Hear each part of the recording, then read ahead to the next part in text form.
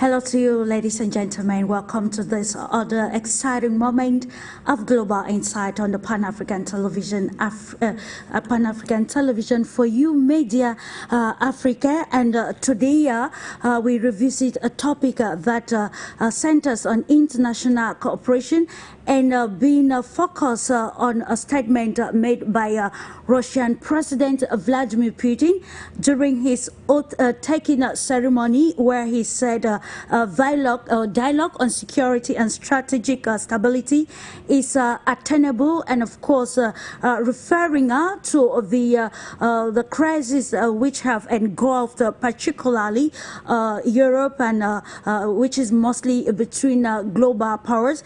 And today on the program with a panel of experts, we are analyzing the rationale of this statement made by the Russian leadership, Vladimir Putin. Among the points he cited in his inauguration speech, we will see that he focused on very important themes, including foreign relations and cooperation, national unity and development, security, stability, youth and education, and particularly multiculturalism and heritage. We want to understand, of course, the rationale behind the statement which the Russian leadership highlighted on the 7th of May 2024, when he actually assumed officially another term of office after emerging victorious in the March presidential elections in Russia with a percentage of 87.28%. And if you're just joining us, this is Global Insight.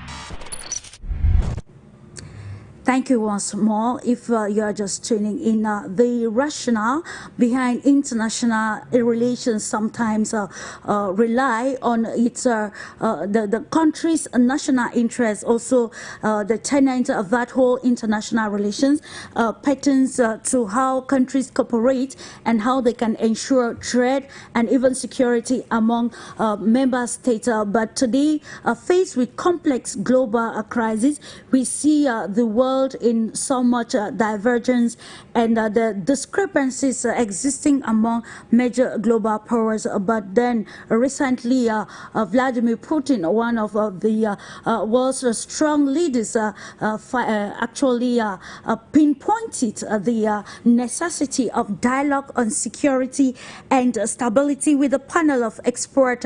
We're going to uncover this fully. And RISHABH, SETHI, who is an international relations expert, is already with us, and of course joining live from Moscow. Hello to you, Mr. SETHI, and a pleasure having you this day. Good evening, Ms. Clarice. Thank you very much. First of all, thank you so much for your invitation, for inviting me to have a discussion on this very interesting and a great agenda and a topic, because recently on 7th of May 2024 in the morning, His Excellency President Vladimir Putin has taken his oath for his next term as the President of the Russian Federation. And I'm looking forward for your questions and our joint discussion on this very interesting topic. Thank you so much. Indeed, a joint discussion that seeks to understand the importance of dialogue in ensuring global security, and also how through this dialogue leaders can attain via strategic positions and make them very feasible. Just to note that YULIA BERG and ENRIQUE REFOYO will be joining us in the course of this program.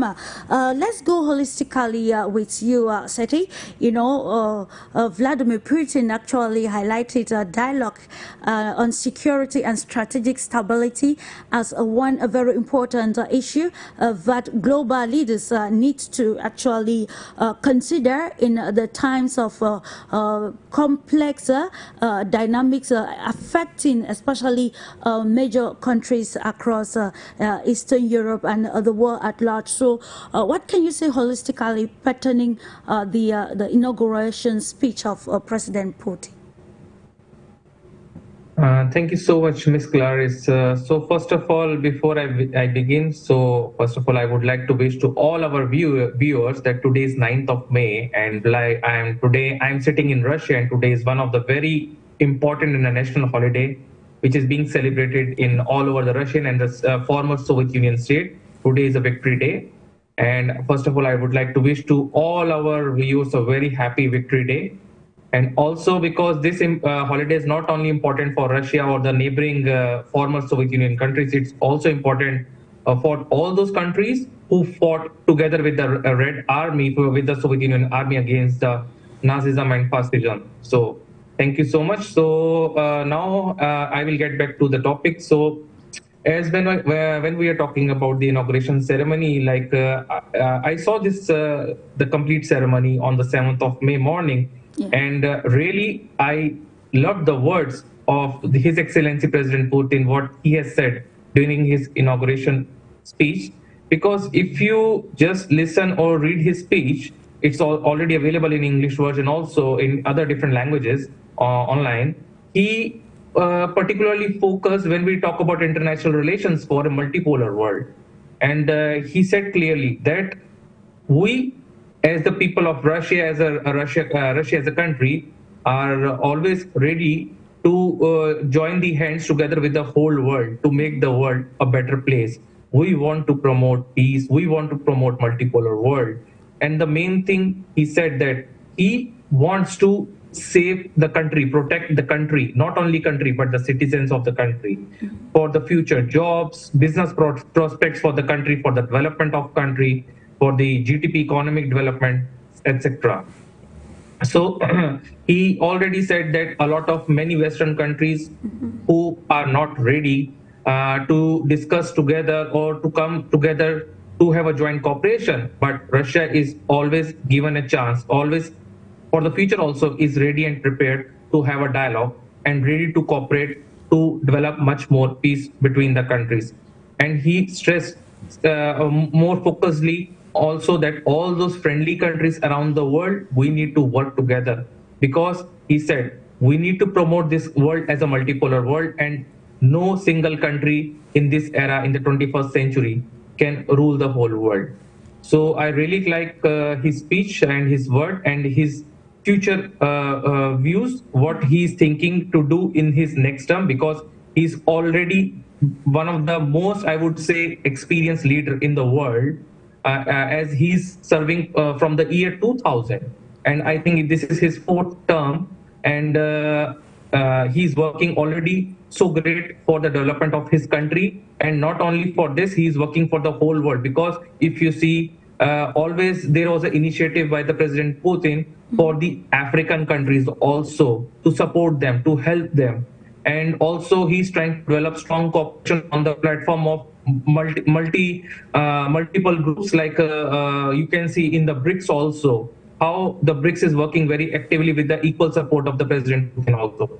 And also he's making a lot of strong cooperation with the South Asian countries, and also with the Latin American countries.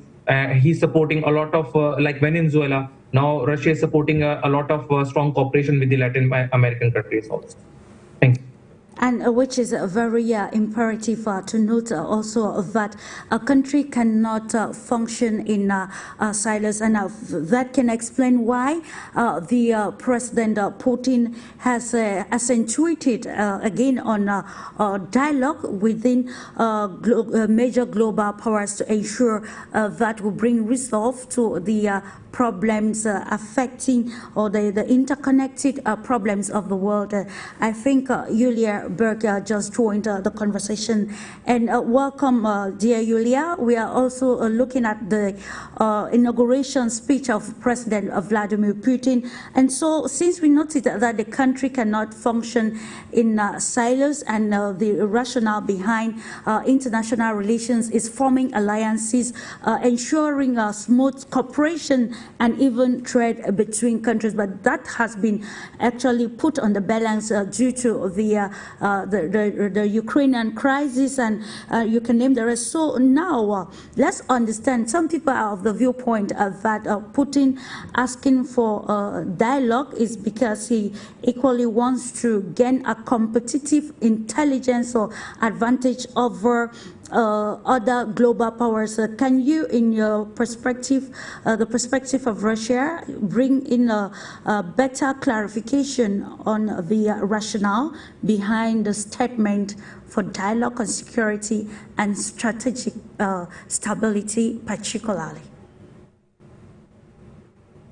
Hello, happy to join the program today, and it's true that it's a big holiday today in Russia, the Victory Day, when we again talk about issues of war and peace, when we talk about security, and when we talk about victory, and not only in terms of what it takes, but also in terms what the victory serves for, right? Absolutely. So I'm just coming from one of the events related to that, and we see that the President Vladimir Putin has been very persistent, and he has been following a very clear step-by-step strategy in terms of what he was saying. So the new definition of security was announced by him back in 2008 at the Munich Security Conference.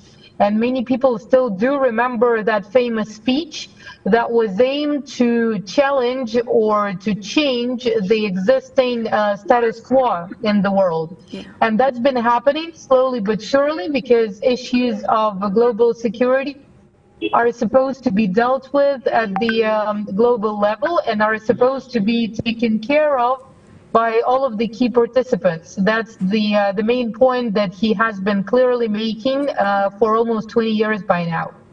Absolutely.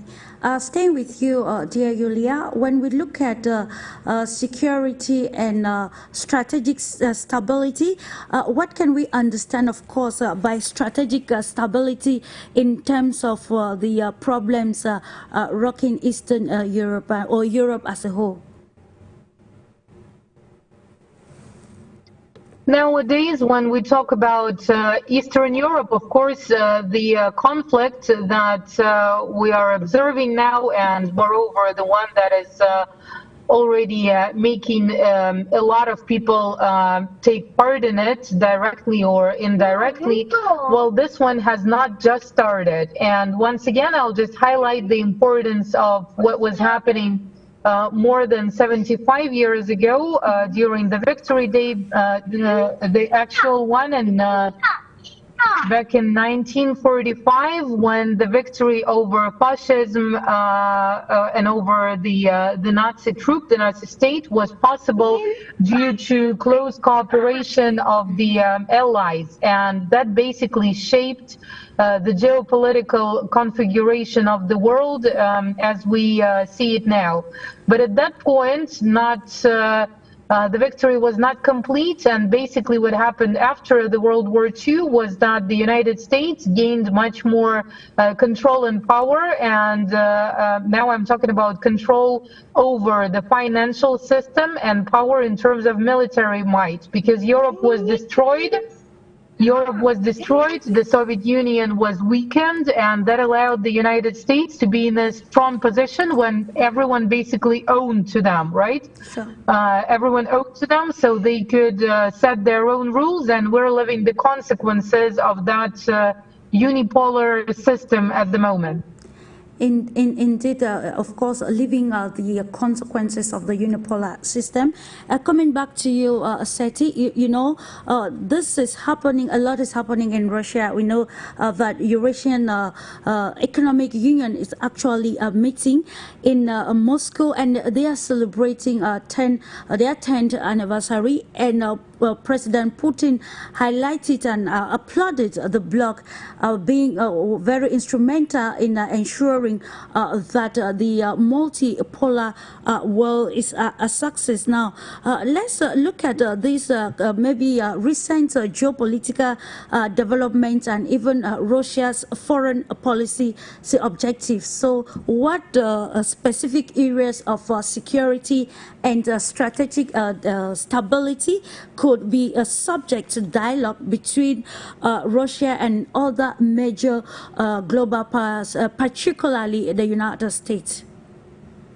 Thank you so much, Ms. Clarice. So I can add up my viewpoint on this issue that you know, Russia, of course, Russia, you can see that is helping and supporting so many, as I told before, so many African countries, Latin American countries, and already making strong cooperation within the Southern Asian countries also. And when we talk about the main aim is that Russia, together with other countries like in my country, India, or other African countries, trying to make it like a multipolar thing, multipolar world, like promoting it. Why? Because, you know, if you compare it, the situation right now in the European Union's country states or with America, what they are trying to do, they are only much more focused upon NATO, and they just want to be the want to do the expansion of NATO across the globe. They want to make their new countries to join NATO, so they are pushing that way. But on the another side, what Russia, India, China, and other countries and from Africa, they are trying to make strong cooperation, and with the Eurasian countries also, because they want to promote, first of all, trade and cooperation within the countries. Because when we talk about Africa itself, only Africa, as everybody knows, Africa is, I would say, one of the richest continent in the global world because of the availability of natural resources. And if you go back to the past history, it was always been trying to be controlled by the Western states. So now Russia, India is strongly trying to help these African countries to grow themselves independently, to utilize all those natural resources by themselves, and those African countries should have their fully control and rights to export or to import or whatever they want to do with their natural resources on their own, not by the control by the Western states. And also when we are talking about the security, so Russia, India, and China, these countries are also supporting, I'm saying this word again, supporting these other countries to make strong cooperation to help them in terms of providing the technology, providing the innovation, research, development in the sphere of security development also.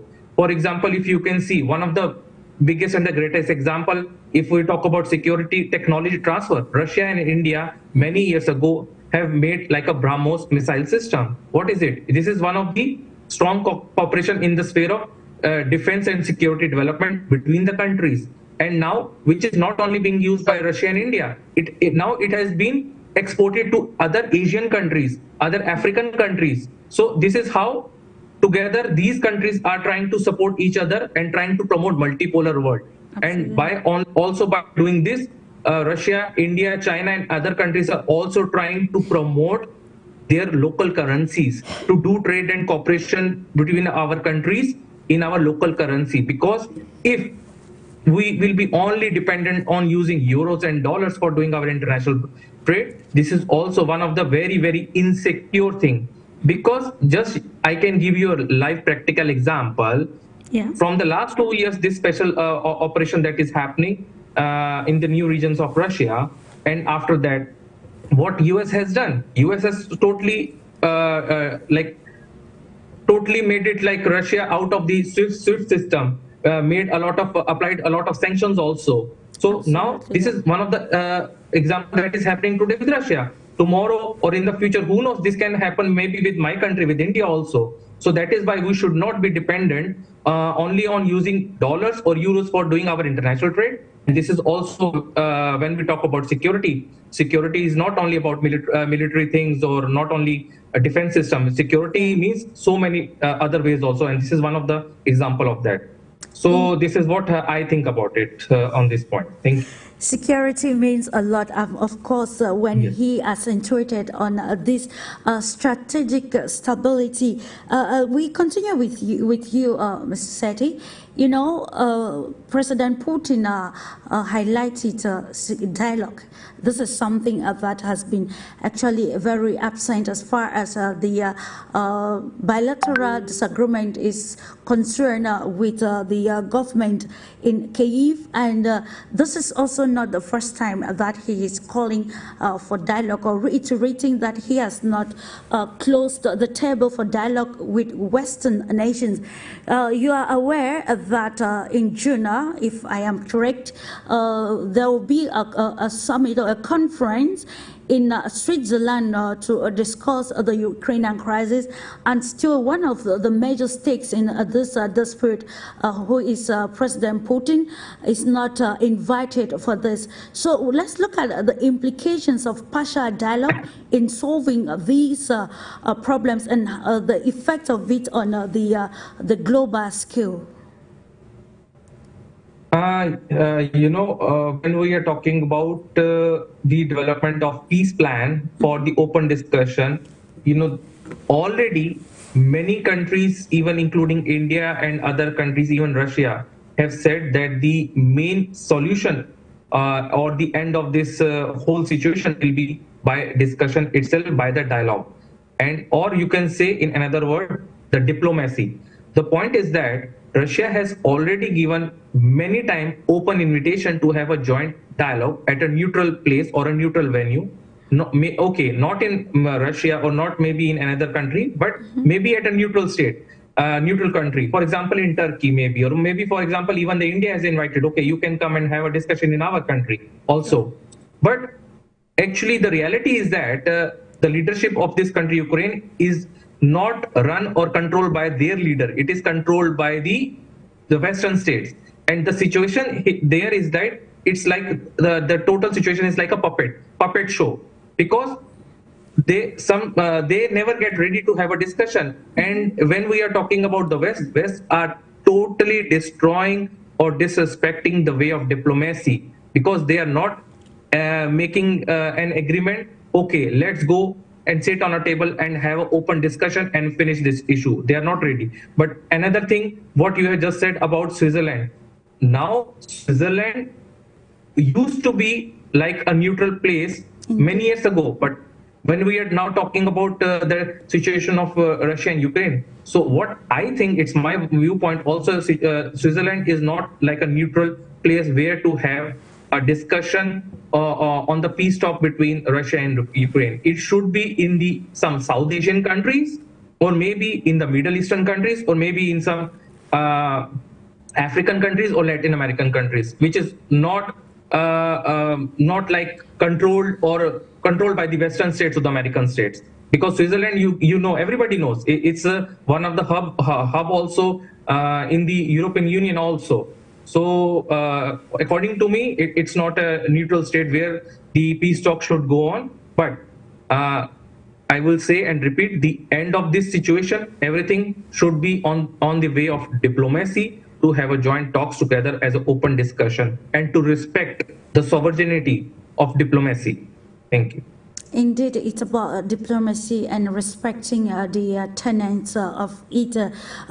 Coming back to the issue of national unity and development, which we mentioned, SETI, in a preamble, President Putin actually underlined the importance or the necessity of unity among Russian people, and the government's commitment to the welfare and development of the the question now, could this maybe could be raised on how can this unity be maintained, and how the government plans to address the diverse needs of the population, given that even Russian citizens are already facing the consequences of the sanctions on the government. You see Russian businesses being sanctioned, and we know that the upcoming Olympics Games in France, Russian athletes have been prohibited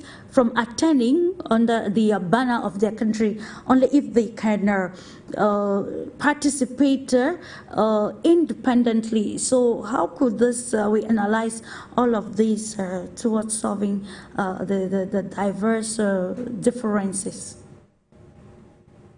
Thank you so much, Ms. Clarice. This is a very interesting question, because from the past more than 3 years, I'm living here in Russia. And first of all, I want to say the point about the unity.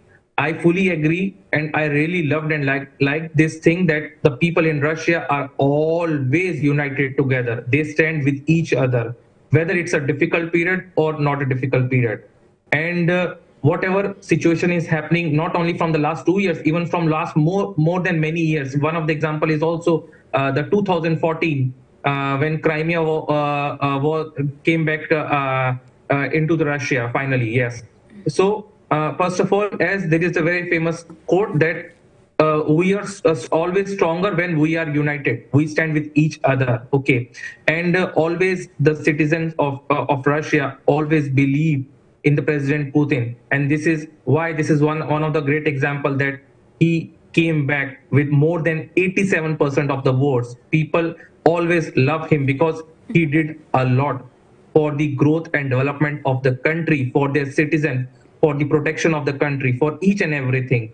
What now he is doing from past many years for the people, a citizen of living in the cities of like Donbass, Donetsk, like this Lugansk, you already saw that, you was there. And immediately in this last 2 years, how strongly he already implemented to develop strong new infrastructure, new residential buildings, education centers, hospitals. So this is just practical thing, not only theoretical, because he always he always do actions rather than only speaking. This is one thing. And this is why he is always one of the most loved leader, not only in Russia, in the whole world. He is like one of the respected leader in the whole world. Okay, and also I want to say, when you ask me another second question about sanctions, so absolutely, I was a part of those sanctions, because when this sanctions started, I came to Russia to live here, and I was using Visa card, which I got it from my Indian banks, and it stopped to work. But finally, after spending such time, everybody understand, including me, that sanctions is only a dream or a joke for the Western countries or for American country, because it never affected Russia, because Russia is not the country which is dependent on others. Russia is a self-dependent country. Russia is not like a Europe who is dependent on Russia for oil and gas. And now those countries who applied sanctions on Russia, they are crying themselves. This is what we call it karma. What? And I'm telling you, every problem in a life is not a problem. It's a new opportunities in life. Because when a problem is born, always there is a new innovation and there is a new solution. Indeed. One of the biggest example is coronavirus. When COVID happened, nobody knows about that. But after that innovation happened, vaccines came and corona is finished. Same way was the sanctions. Sanctions they applied. Okay, in the beginning there was some difficulty, but after that we all overcome with that. Absolutely. And now Russia is doing all its business, trade, cooperation much more stronger with all the friendly countries. I can proudly say India and Russia presently has done the most record-breaking business and trade cooperation in these last 2 years after the sanctions was applied on Russia. So this is one of the examples for the whole world. So I can say we found so many new solutions, so many new ways how we can overcome these sanctions, because it will never make any effect on us, because we live our life as normal. Thank you. it is in challenges or in a difficult moment that we find our strength. And of course, the drastic changes coming from the advent of the COVID-19 and today, the crisis in the Middle East and the Russia-Ukraine crisis, the revolution in Africa, all of these have made us to see some of the solutions to the problems that the global world has been facing in recent times, maybe in the days. Coming back to you, dear YULIA, still accentuating on the aspect of security or national security and unity, let's look at how Russia's historical narratives and cultural perceptions can shape its approach to security and strategic discussions or stability discussions on the global stage, especially with Western powers, and how can these factors influence the president's messages on the topic of national security, foreign relations, international cooperation, and you can name the rest. Yes, it's a very good question. Thank you for it. And it's important to understand that the Russian Federation consists of around 90 regions with very different cultural background, with very different history. And those regions have been joining the country for quite a long time. So recently we had 4 new regions rejoining that used to be a part of the same country. Yet at the same time, and not much people know it, but there are regions that traditionally keep the Muslim culture, several regions that have Buddhist culture, and there are thousands of different ethnic groups and hundreds of different languages spoken in the country. So even though Russian language remains the official one, at the federal level, you still have, if I'm not mistaken, 15 regions that have other languages as official ones simultaneously. And it's important to understand that the Russian Federation creates sort of a dome under which it is possible to maintain own cultural heritage, and the great importance is paid to that also by the president of the country. So Russia has the experience of resolving ethnic conflicts, and it's quite a successful experience. Moreover, such practices were implemented in Syria, in Central African Republic, wherever the Russian military personnel and the instructors were serving. So they were paying special attention to making sure that, for instance, Muslims and Christians can still practice their religions, that they can attend services and still stick to the values. Because if you look closer at all of the biggest religions, including some of the paganism or whatever else, you will see that the so-called traditional values are pretty much similar, and it all talks about prioritizing life, prioritizing development, and prioritizing constructive approaches.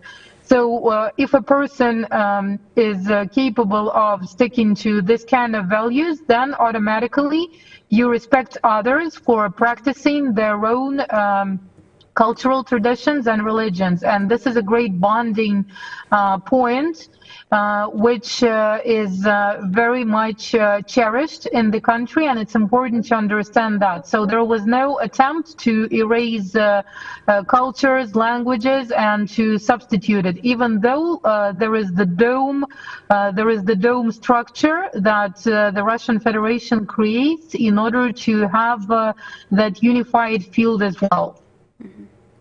There is actually unity in beauty and unity in diversity if we accentuate on the positive aspects of it.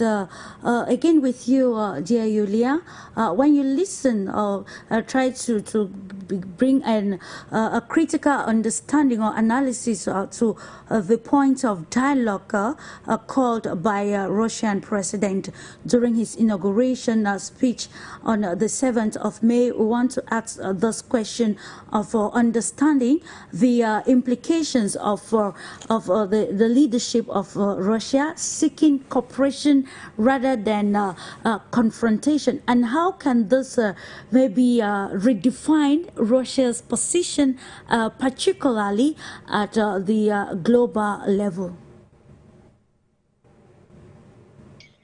Well, any person who studied history, or this is not even the only necessary condition.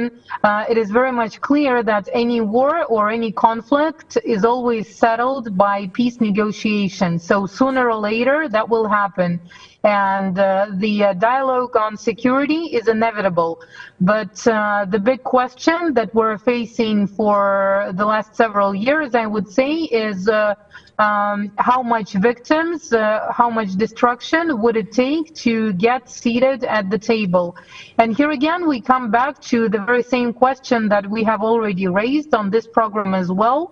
And the question is, who should be that person sitting in front of Vladimir Putin at the table? It is very much clear that it's not Zelensky of Ukraine, because he is not a sovereign leader. That's point one. And point two, he outlawed any kinds of negotiations with Russia, signing a special decree on that.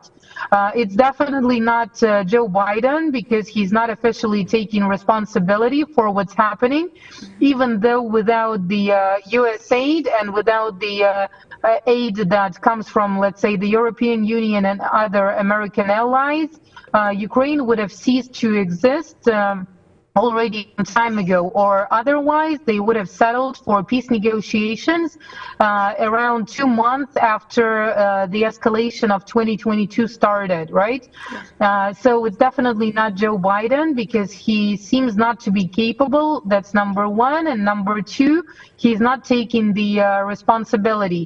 So who is it? Is it the top management of BlackRock? Is it somebody else? So that has to be someone whose actual interests are at the moment at stake at the Ukrainian front, let's say. And this is a good question to ask, because if we don't know the answer, and if the answer is not revealed, it's not clear how exactly this could be settled, or otherwise there is an alternative security structure that is being founded at the moment due to the strategic efforts of the Russian Federation, China, and other countries involved in creation of an alternative model that would exclude the unipolarity and hegemony of the United States. Indeed, a very problematic question as who to ensure the dialogue that will end the impasse between the Russian Federation and the government of Kyiv. In the same perspective with you, RISHABH, we are looking at the complexities of the crisis, Russian-Ukraine crisis, which have led to a more geopolitical competition because largely the interests of other nations have been challenged by the since the advent of the special military operation in 2022. As a civic diplomat, let's try to understand the role of the population of both the Russian Federation and even the Ukraine, noting that they are the ones at risk if maybe international or multilateral institutions and even the leadership is unable to attain a compromise as to how or where on why we need to put an end to the crisis which has engulfed lives of innocent people. What do you think is the role of civil diplomat in ensuring that there is respite in this restive region? Thank you so much, Ms. Clarice. When we are talking from the point of view for the citizens who are living there, because from this special military operation, who is affecting much more? Because when we are talking about Russia as a country, okay, people who are living nearby the border areas, they are having a lot of much more issues, because illegally there were so many drone attacks and other attacks is being done by the Ukrainian side. But now there are like full proof how they are doing, because Ukraine itself cannot do anything because they don't have money, they don't have technology, they don't have all these stuff, military stuff, all that. But indirectly, who is supporting them? The whole world knows right now, because now there is no need for explanation, because already there has been a lot of proofs has been given clearly to the whole world, which has been showcased. And why this special military operation is ongoing, continuing and continuing every year and year? Because it's a clear, from the clear eyes, it is visible that the West and the American countries are pumping all their money into this indirect proxy war, because they are not at the front. They are just pumping each and everything, these money, this technology, these military stuff to Ukraine, and want them to jump deep in this war situation with Russia. Because the moment they will stop pumping this money, there is no war. Immediately it will stop. Why this is happening? Because the main reason is not Ukraine. The main reason is because of these Western countries, because of these American countries, because they have in their blood, like their history, what they are doing right now, they are doing already with African countries, with so many Asian countries. If you see the examples of what they did in Afghanistan, one of the recent example few years ago, other examples in with Yugoslavia, what they did in 1999, the bombing of the NATO is another example. And you see in Iran, Jordan, Syria, there are so many examples. You can see the history of these countries, what they did. And now, if you compare, they just want to make problems in other countries because they themselves feels happy by doing this. And so many innocent people, citizens, who have nothing to do with this special military operation, their families, their life, everything is getting disturbed because of all these people. So many innocent people, young people are getting died each and every day. Just 1 or 2 days ago also, there was a drone attack on a public transport bus, and so many people got killed in Belgorod region. What was their mistake? Those innocent people, those people who are just living, they want to live their normal life. And now President Putin has said from day one, always, that he wants to protect the motherland. He wants to protect the life of the people, the citizens. If you see, just so many videos are there from these new regions of Russia in Donbass, Donetsk, Lugansk, how those people were living a nightmare life before this special military operation. And after this region came back under Russia, how with the support, equal help of the President Putin, how their life has been improving each and every day. Thank you.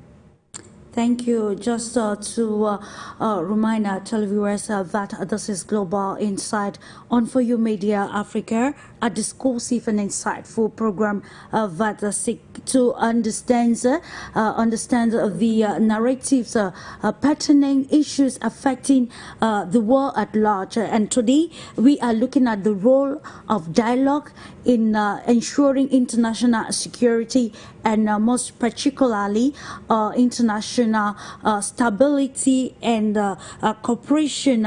And coming back to you, dear Yulia, when we see the leadership of Russia reiterating on the importance of dialogue, real and practical, unbiased dialogue to solving the problems that will actually stop maybe the sanctions which have been imposed on Russia. We note that in recent news, some countries are actually planning to boycott the export of Russian liquefied Russian gas. And also we see the importance of dialogue. So the question is, what is the importance of dialogue in ensuring global economic, unity, political sovereignty, and of course, which very important aspect of international peace and security that will lead to the total transformation of the world at large? Dialogue is absolutely essential for peace and security, and in that dialogue, it's also important to pay special attention to what that peace and security is for. During the inauguration and his speech, the Russian President Vladimir Putin has clearly said that the key goals are development of generally speaking, the let's say human potential, and saving the people, so preservation of people, of culture, of values, and development of the economy and infrastructure, basically to contribute to the quality of life. So that is the goal. And here again, we come back to the issue of what the security is for, what those confrontations and wars are all for. And I think it's important to say here that the winner in this kind of conflicts is always the one that claims the future. So the one that needs it most, the one that knows what to do after the victory, what to do with the future, is the one that will ensure the victory for himself, because destruction cannot be the goal. Destruction only leads to more destruction. And since this is just how it functions on this planet, on the planet Earth, it's all about life, it's all about development, and the ones who have plans for that consider any conflict just a step on a path to development, on a step on the path to preservation of life itself. So, of course, conflicts do help to change things rapidly. Military complex always stimulates the development of technology.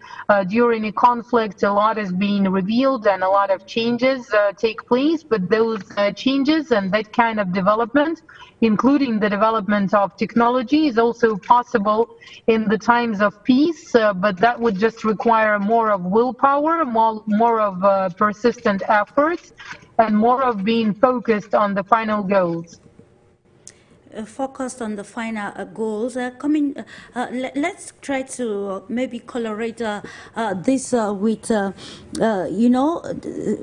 arguments emerge that the Minsk agreement actually was for Ukraine to arm itself and get ready for a more complex confrontation, especially with the Russian Federation. And do you think with this ideology already in the minds of strategic leaders or global powers that have a play or a stake in solving the crisis, with this already in mind, is how possible or how feasible is a practical dialogue between, which will be supported particularly by Western countries, between the Russian Federation and the government in Kyiv, and what explains the defiant nature of the Biden administration in bringing a resolve, of course, to the crisis?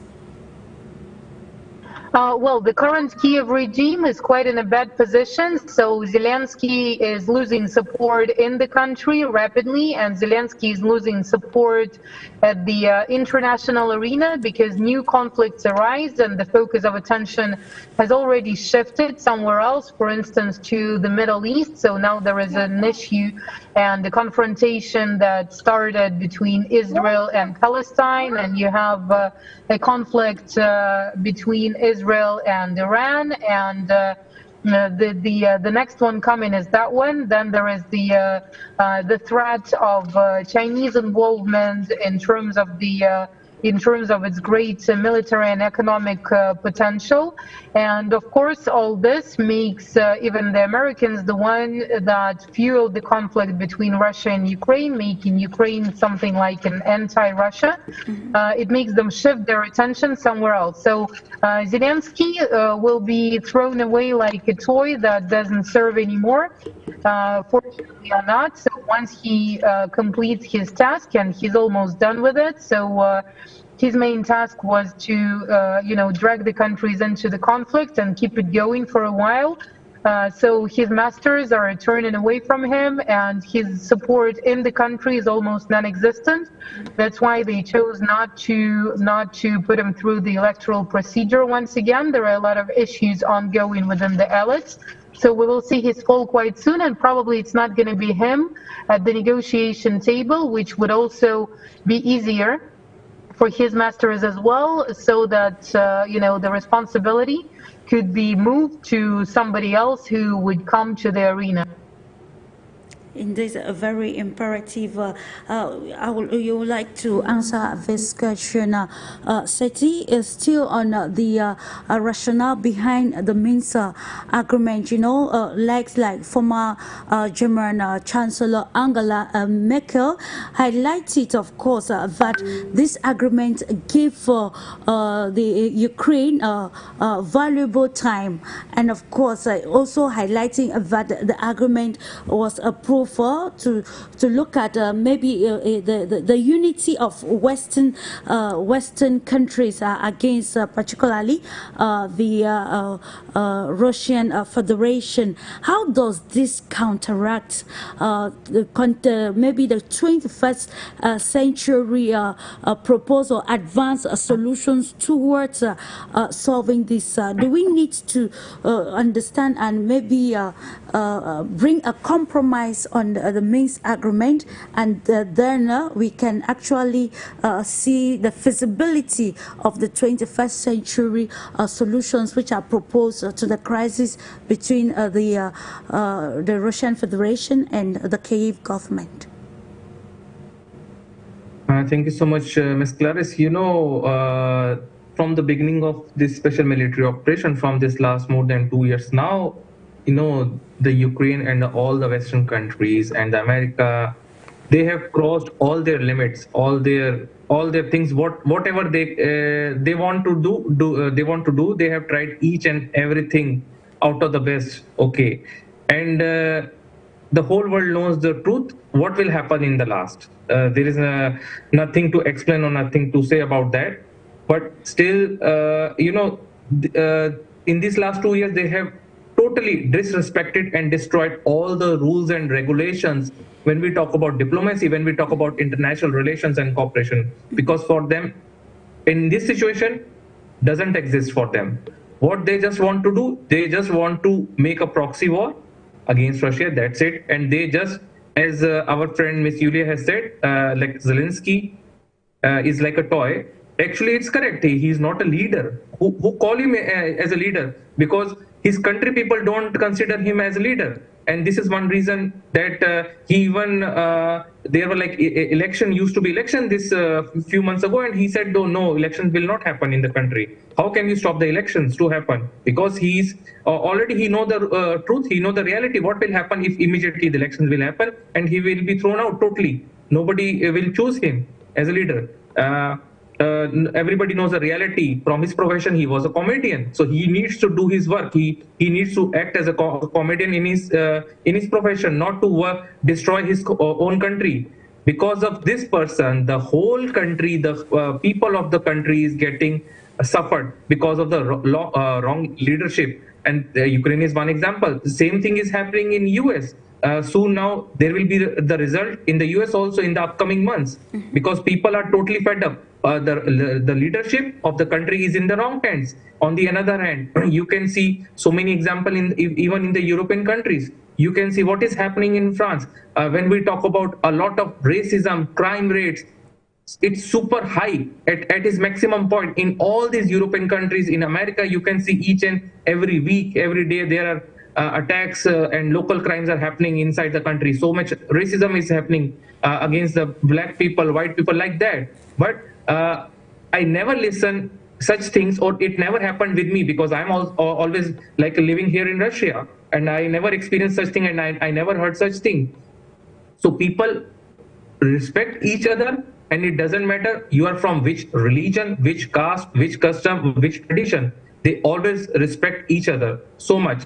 And I will come back to your point when you asked about this Minsk agreement. So for the Western countries or for the US, for them doesn't matter what agreement has been done in the past, because what all they want with the with the closed eyes, just they want to pump all this money, all this military stuff into Ukraine, and want them to jump inside the dark hole, and they want this country to be get destroyed because of the wrong leadership in the hands of Zelensky, which is not, it is shameful to call him as a leader of the country, because he should immediately should be thrown out of the country to save the future of this country. Thank you. Indeed, the leader or a leader of a country should be able to protect the national interest and save the future of the country. Is that what is feasible today in Ukraine, and of course what is impeding the leadership of Ukraine from engaging or holding to the dictates of the Minsk agreement, to note that pundits have advanced, and of course noted the place of the collective West in derailing a peaceful resolve to the crisis, actually, or the bilateral differences between the Russian Federation and the Kyiv government. In the same perspective, SETHI, we still look at the persisting maybe global tensions. What specific steps could be taken now by the Russian Federation? Is true, the leadership of Vladimir Putin has called for dialogue on security and strategic stability. Now, what other steps can they take specifically, and other major powers, to foster this genuine dialogue on security and strategic stability, and what obstacles might impede progress in this direction? Let's understand better. Ms. Clarissa, you know, I want to say, as Mr. President Putin has said in his speech also, that we should only focus now to promote much more stronger multipolar world. This is one of the most important point.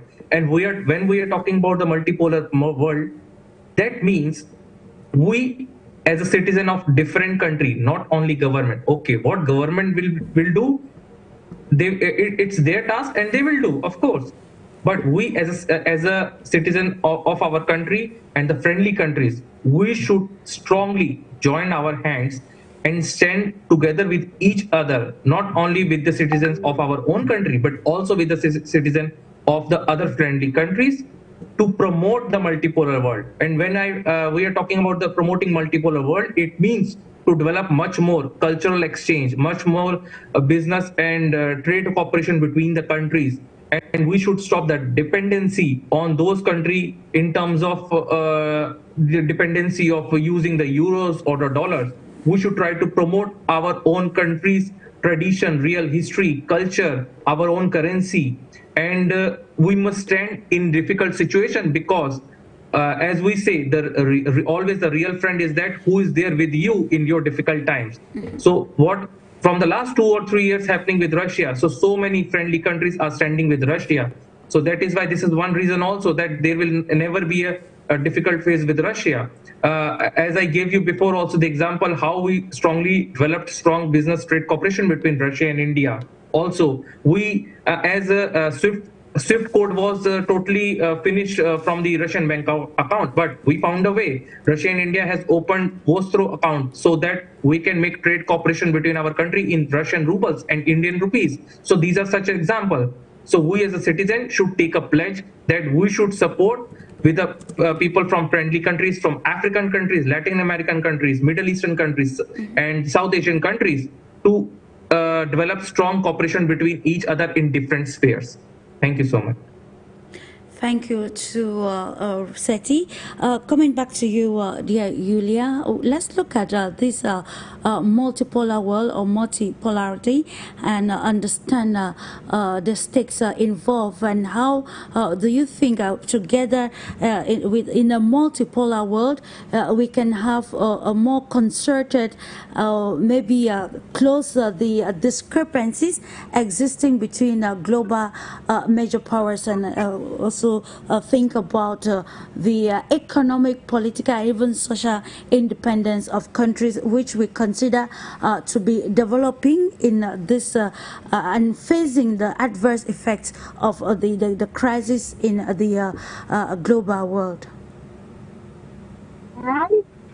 Well, the global world at the moment is too much interconnected, so we cannot ignore what's happening in different parts of it, and we need to understand that now we represent one big international community, right? And whatever happens in Southeast Asia basically affects other parts of the world as well. So the current information technologies and the way things are developing is just showing to us that those ties and those connections would be just growing. So it's inevitable. And when we talk about security and cooperation, we need to understand that one of the key things is having a strategic balanced ties that would ensure that everyone is interested in stability, that everyone is interested in well-being of their not just neighbors, but also the ones far from them. So once we realize, it's like Ubuntu philosophy, right? I am because we are. And it means that we need to pay attention to the weak ones, the less strong ones, and unless we take care about them, we will not succeed ourselves. So security should be based on strategic ties, economic ties, joint projects, so that we ensure that everyone is interested in stability, prosperity, and well-being of the others, understanding that it has direct relation to their own prosperity, stability, and well-being. Indeed, it's about stability and well-being, and I will use the word of President Putin in his speech that stability does not actually equate to stagnation. And now, coming back to you, Yulia, you know, in problematic today, which is dialogue on security and strategic stability, attainable. When the leadership of Russia says it is attainable, what do you think are those maybe parameters or the key points that we need to accentuate on to be able to bring these different actors on the table, negotiation table, like you underlined earlier on, that after any crisis or any war, the end result, it's about the parties coming together to trying to understand the stakes involved in whatever thing they are actually having stakes in, and how they can maybe mutually solve this issue. So when he talk about being attainable, how can he succeed to bring the other global powers having stakes, major stakes in the crisis to the table, and ensure this a milestone is met? Well, I think point one in making sure that security dialogue is attainable is being responsible for own actions and cautious about the possible consequences. That's very important. Sovereignty is another very important point, because when one is not making own decisions, and this is the example of President Zelensky, that always needs to make a call across the pond before a decision is made. So sovereignty is also very important. Number three is value system that has to be oriented to constructive values, which is development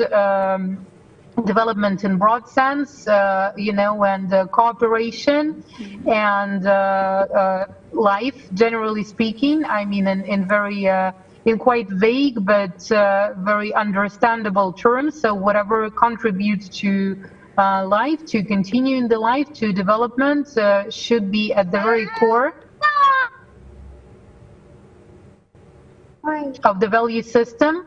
And then having good foundations of economic ties and joint projects is always a good thing, because even if a conflict arises, there is an option to solve it, because there is a mutual interest and, in a good sense, interdependence, which means that partners working on the same project need each other, but not as some kind of a master and the ones who's suppressed and being sourced for various kinds of resources, but interdependency in a good sense, when together parties can do better than autonomously. Okay, thank you. Now, still answering that question with you, SETHI, as an international relations expert, we are conversant of the fact that when international relations is deteriorating, we see so much strife between countries of the world. Is this assertion true with the happenings across the world, particularly, especially the differences existing between major global powers and, of course, the concerted effort given by the concerted effort of the Russian leadership and other people advocating for peace or a resolve in the Russian-Ukraine crisis. So how can we rate the level of international cooperations in this aspect of maybe increased strife that we see across the world in today's world? Thank you, Ms. Clarice. First of all, I agree with you, your point. In this period of time, the whole global situation is being disturbed. And this situation is disturbed mainly, first of all, because of the geopolitical situation that is right now taking place around the world. If you see, okay, Russia and Ukraine is one part, but also another example is happening in the Middle East and between the Israel and the Gaza thing also. So such a situation are making a lot of problem for the local citizen of those countries, and also these countries from the West or the US, they are much more playing the indirect part, like they are taking the advantage. They are playing the part as they are taking the advantage of this situation and trying to make this situation not to decrease, not to finish it. They are trying to putting oil in the fire. They are doing this type of a work. And due to this situation, the whole situation in terms of international relations, when we are talking about, of course, is getting affected, because the world is getting divided into different ways, different zones in terms of different aspects. Because there are so many people who doesn't know the reality at all, but they are totally dependent on those information through media channels, through newspapers, social medias, which is one of the biggest good thing also, but at the same time it's a negative bad thing also. Because the reality is that people are not able to get the real correct information, the truth, because maximum number of time in the world what is happening, even the media is totally controlled or dominated by the Western medias, and they are trying to always showcase to the whole world what is according to their advantage or their interest. They try to always show the other part, which is not the reality, actually, I would say. Because the Russia-Ukraine conflict is also one big example, because in all these countries, they have totally put sanctions on those, all the Russian media companies from all the different platforms also, from social medias also, from YouTube. So this is one live example, because they don't want the world to know the real truth. They just want to showcase, to see the one side of the coin. You should not see or observe the another side of the coin. But this is not correct. It's totally no, not I would say like a biased. It's a biased decision, and which is not correct at all. So of course, till the people who are dependent to get the information through through the SMEs, through the media things. They should know the reality, what is the truth, and they should try to always verify or recheck the information. And also, the people should not always get indulged into all those conflict because of the interest or selfishness of the leader of their country. You can see, we all can see, people in all these even Western countries, they are doing a lot of protest even against their government, against their leaders, because they know what their leaders are doing. They are not using or utilizing the taxes, the money of their citizens for the development of their own country. Rather than they are using or pumping all those money into different conflicts, whether it's about Russia, Ukraine, or whether now it's about Middle Eastern countries, or maybe some other will happen in the future. So it is better to develop your own country, help in the development and the better good life of the citizens of your own country, rather than to disturb or jump in the matters of the another country. Thank you so much.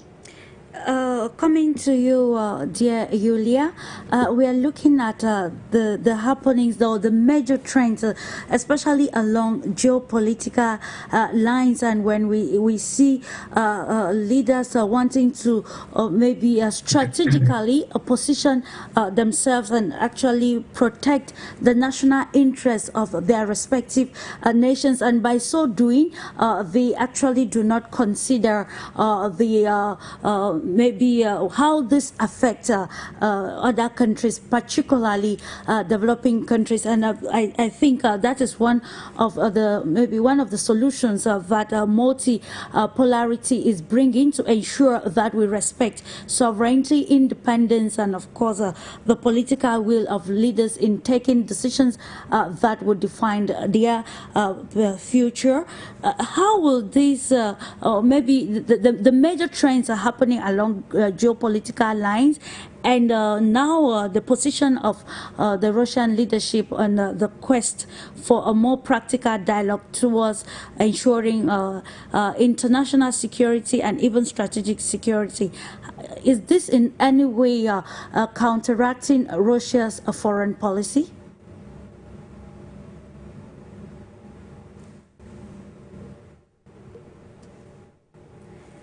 Hello, dear Yulia. Please, are you there?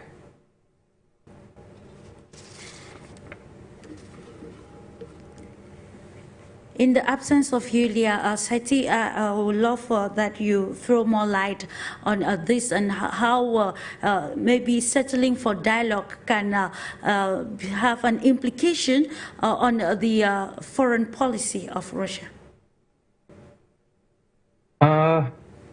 First of all, I would not be a correct person to say about the foreign policy on Russia, but as per my experience, what I can say about the foreign policy, like the foreign policy of Russia is really great, because, you know, the main, what I saw in my past experience, that Russia always wanted to maintain a good, equal, respectful, strong relations and cooperation with all the friendly countries.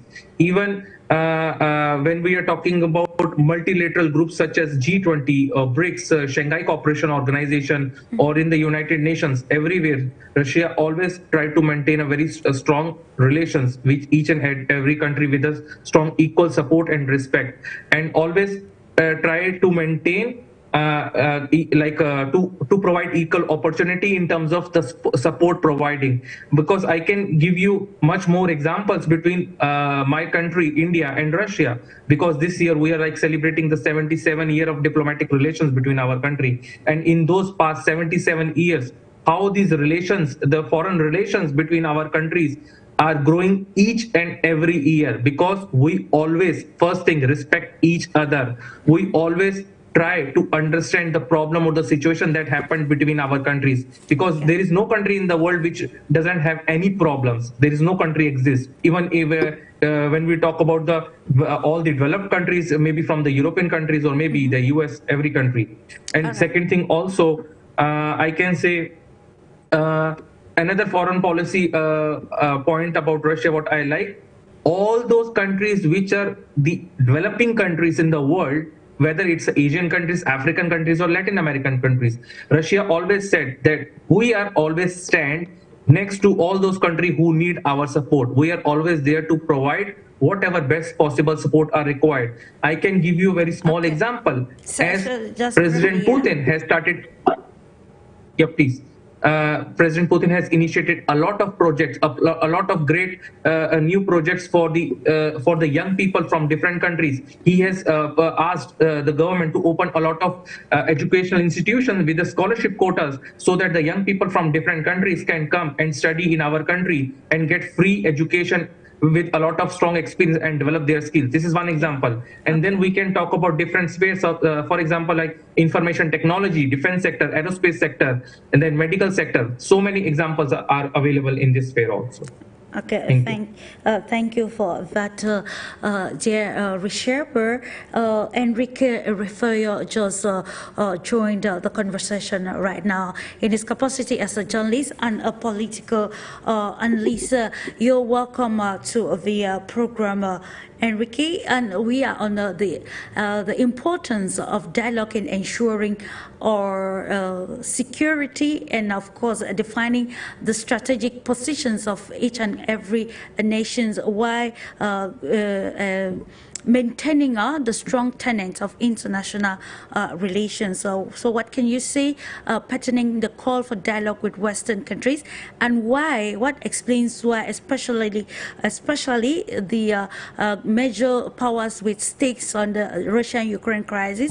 What explains their reluctance in ensuring in entering dialogue with the Russian Federation to solve this crisis? Hello, thanks a lot for this invitation. Very glad to be here again with you.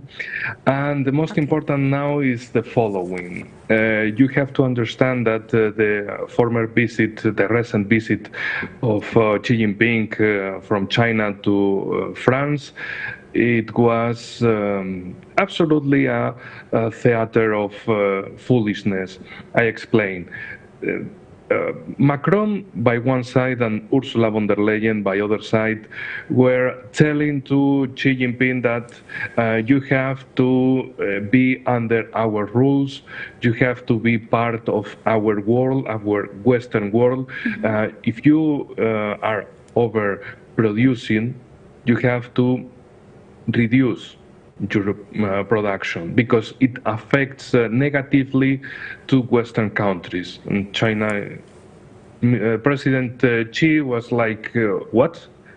I am overproducing, you are giving me orders, you Western world are giving orders to China. And you have to understand that in previous weeks, it happened the visit of Anthony Blinken, the Secretary of State of USA, and previously the visit of Janet Yellen, Secretary of the Treasury of USA, and both of them were threatening to China with more sanctions until the death of China. And you can imagine how can be a dialogue with this. With these political actors. So Western countries from North America and from Europe, especially from European Union, are giving orders to other countries. And this is not dialogue, this is hierarchy, this is orders from the above, from the top of the power, allegedly the unipolar power of Western countries, against the rest of the world. So if we continue, of course, in this line, the Western world will be destroyed from inside, and meanwhile the other part of the world, the rest of the world, the global majority, will develop a new multipolar world outside of this world order based in rules. So the situation now is very terrible, especially in the European part, because it's not an actor of international relations, but only subject a part of American United States strategy against the world, like in the anaconda policy against Russia by one side, especially in the context of the war in Ukraine, because it's the proxy war of USA against Russia, and now they are USA is trying to push a broader scenario of this war, and not only implying the war in Ukraine, but also in Moldova, in Romania, in Poland, in Baltic countries, in Finland, and making and putting in the war the whole Europe against Russia by Western side.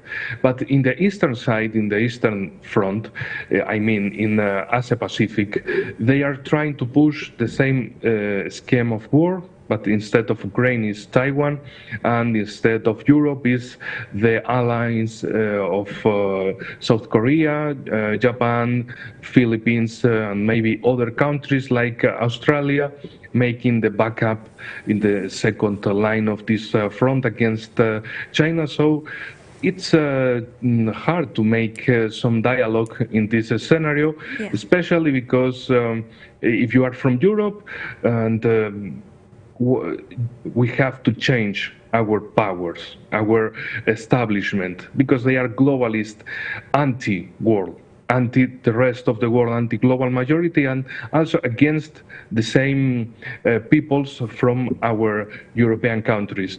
And of course, this is the situation, in my opinion, by this moment. And we continue with that point of view, Enrique, by actually directing this question to you. You've mentioned other nations which have come collectively to stand on the side of Ukraine and against the Russian Federation. But now the question is, when the quest for dialogue or the call for dialogue actually is rejected by a bloc, who benefits from this, and actually how does it affect other countries negatively? Because let's take the example of countries having their stakes individually on the proxy war in Ukraine. You understand, you mentioned the US proxy war, and now when you come to the European Union and other multilateral institutions that come collectively to stand against the Russian Federation. And how does this affect these individual nations that under the banner of institutions they stand against Russia, whereas other superpowers that are against them, even in the institutions, stand to benefit more from the crisis or the war still in the context of the Russia-Ukraine crisis? Well, in Europe, we are in economic decrease. We have economic crisis due to the sanctions against Russia. It happened, 14 rounds of sanctions from European Union against Russia. But Russia, the economy of Russia is increasing, and in European countries is decreasing. So successful. We made sanctions against Russia, and the problem is in Europe. But no problem. Along with our wonderful establishment, we are winning the war against Russia in Ukraine. But in the same time, we have to make a war against Russia in Ukraine, and the economy of Russia is ruined, but the economy in Europe is absolutely wonderful, is increasing, the future is bright, and so on and so on. So, of course, this is an illusion. The reality is the opposite, and that's why in European Union are advancing the new law against misinformation, and that's why they are going to solve this problem about the war in Ukraine, the proxy war in Ukraine against Russia. So if the reality says the opposite of narrative from establishment, it doesn't matter. We put all the narratives, all the alternative narratives only alternative media, and this means the establishment will destroy the European peoples from inside. So, terrible situation again, and when it's about, for example, African, Asian, or American countries, of course, European Union has no credibility because they are pushing a war. They are acting like dogs of war from USA against Russia. They have no brain. They have no being by itself. They are only, I mean, European Union and the most of countries like France, Germany, or the same Spain with the socialist government of Pedro Sanchez. It's absolutely a proxy of American, British interests in the world. Sanchez doesn't matter about Europe, Spanish welfare, but only it's like receiving calls from Brussels, London, or Washington, and what is the task for today? And of course, the image, the representation of this bright Europe, of course, not bright, not now, but without credibility in the world is absolutely impossible to have prosperity in the future. So, in addition, European Union wants to put more sanctions against Russia, but not only. They want to make sanctions against China, and sometimes they were threatening to India because the oil of Russia was India was the third party in this business. So Russia sold the petrol, the oil to India, and India sold to Europe. Not so cheap, but in the opposite, most expensive. And it's a situation that, from my own position here in Europe, is absolutely understandable how we can have this stupid establishment. Of course, they are globalists, but they are also stupid. So our future is shorter and shorter, or maybe it will happen a revolution, common revolution, a joint revolution in European countries in order to throw away this absolutely terrible establishment.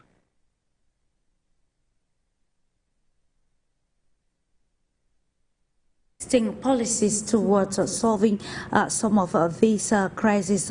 Enrique, just 1 minute as we run off with the program. We want to focus on the call for dialogue, and then we see on the other side the leadership of France. Emmanuel Macron is very determined about actually sending troops to Ukraine to counter the Russian offensive, the Russian military operation in Ukraine. How does this actually maybe bring more deterioration to an already fragile situation? And we saw the Russian Foreign Minister Zakharova actually reiterating and warning that if France happens to send troops to Donbass, it will be actually attracting hostility from the part of Russia. So how can we settle these differences to ensure that gradually we get to the dialogue table and ensure the sustainability of any decision arrive at? 1 minute, please. We are almost ahead of time. Yes, Mr. Macron is dragging Europe in a total war against Russia. They deployed French mercenaries in the past, and now allegedly they deployed the French Foreign Legion. So this means a regular unit from French army, and they suffered the first casualties. So Macron is absolutely convinced that Europe has to enter in a war against Russia, and especially he wants to grab the port of Odessa, the city port in the south of Ukraine, because they need, I mean, the backers of Macron, the globalist establishment needs Odessa in order to make the complete economic exploitation of Ukrainian resources. They want to stop the war and start to make this absolutely exploitation of mineral resources, agriculture, energy from Ukraine in order to food the Western markets with this new colonialism in the 21st century. Okay, thank you so much, dear ENRIQUE REFOYO, for your insight to reiterate your joining your capacity as a journalist and also a political analyst. And to you, RISHABH, you joined from Moscow. Want to appreciate your time and your input on our topic for discussion this day as an international relations expert and also a civil diplomat. Also, thank you to YULIA BERG, political scientist and the founder, GLOBUS expert Global. Thank you for your insight on our topic for discussion this day. To millions of viewers out there, thank you for always trusting the Pan-African television. Let's extend gratitude, of course, to the technical crew for ensuring that it was a smooth program. We want to thank you and wishing you a lovely moment as you stay in the company of our transmissions, and always have in mind that it is another view of the world and we have to be intentional about bringing positive change. Bye-bye for now.